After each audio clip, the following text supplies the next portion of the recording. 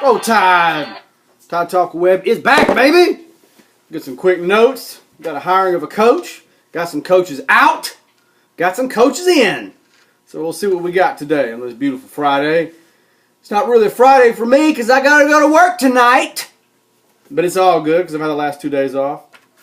Anyway, coaching changes at Bama. Brian Daboll, the OC, out. Ran to the Bills because he probably didn't want to recruit. I get it. DC, Jeremy Pruitt, out. Went to the Vols as head coach. Kind of sucks because, as we all know, he was one of our best recruiters and great on defense. And he snagged some recruits away from Alabama in this recruiting cycle. But it's all good. Defensive backs coach, a great Derek Ainsley, great behind the scenes, great coach, great recruiter, out. Obviously, Coach Chucky thought good enough of him to take him to Oakland to be his defensive backs coach, so that tells you something. Defensive line coach Carl Dunbar, out. Went to Pittsburgh, but he didn't recruit well. Good coach, good guy, but he's out. Other staff changes. Bobby Williams jumped ship from player personnel. He wanted to be Oregon's tight end coach. Chris Winkie rolled out. He was an analyst for Bama. Went to Tennessee to be an RB coach. Dan Werner, another analyst, went to be South Carolina's QB coach. Wesley Neighbors, another analyst, went to FAU to be safeties coach. Taylor Edwards went to Arkansas. Shea Tierney went to Buffalo Bills with Brian Daboll. William Valechos, makes me think of nachos. He went to the Bills. Also, Ed Merriwitz, he went somewhere, some small school. So huge turnover this year. Those are all the coaches that left. So we're talking 1, 2, 3, 4, 5, 6, 7, 8, 9, 10, 11, 12 coaches gone. Well, 4 big coaches and 7 other assistants. But still, I don't remember a time in Saban's tenure we've had that many coaches leave, which says something about the programs, but at some point it kind of sucks. It's like, leave our coaches alone. Anyway, new coaches in. I believe this guy's going to be a home run hitter coming up. I think eventually he'll be Alabama's head defensive coordinator.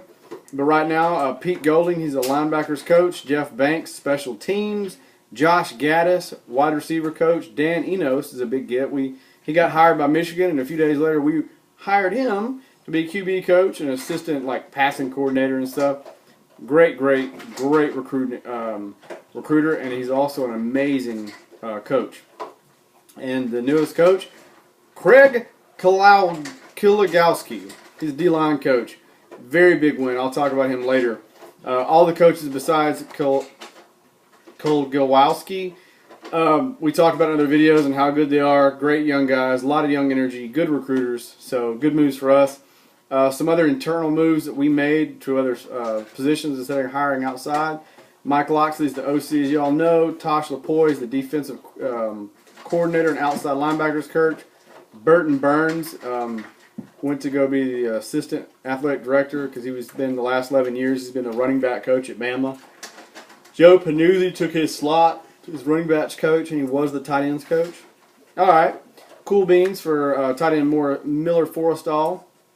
He got a medical red shirt because he was hurt most of all last year, so he gets another year back, so he'll be a true sophomore again next year.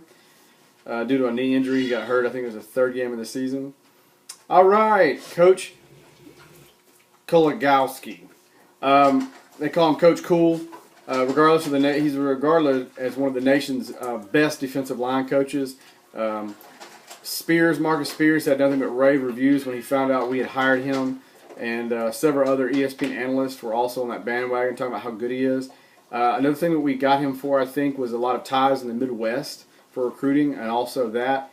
Also Miami, a lot of ties down in Miami with all the coaches that he has down there. A lot of good athletes come out of there, so that's good. He spent last 2 seasons at Miami. Canes were ranked number 1 nationally for sacks, 4th in tackles for a loss.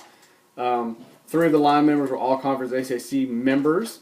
The past 15 seasons he spent at Missouri as their D-line coach. So that tells you something. He'll probably be at Bama a while. Really good recruiter, great coach.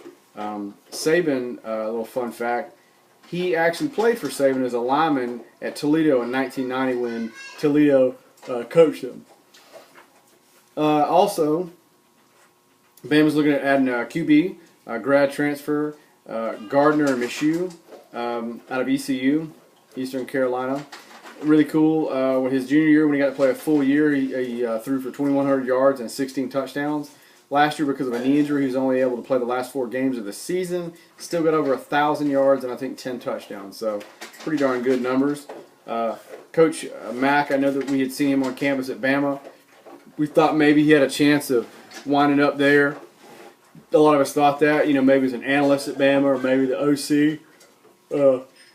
Turns out, I think he's got a no compete clause in his contract that still goes through like 2 more seasons. So long story short there, he's going to be the wide receivers coach for Michigan. I would assume before his time is over at Michigan, he's the offensive coordinator. Anyway, I'm going to have some other videos detailing some highlights of the best NFL from the state of Alabama, this, that, and the other coming up. Anyway, Tide Talk with Webb, we're out. Everybody have a good weekend. Yeah.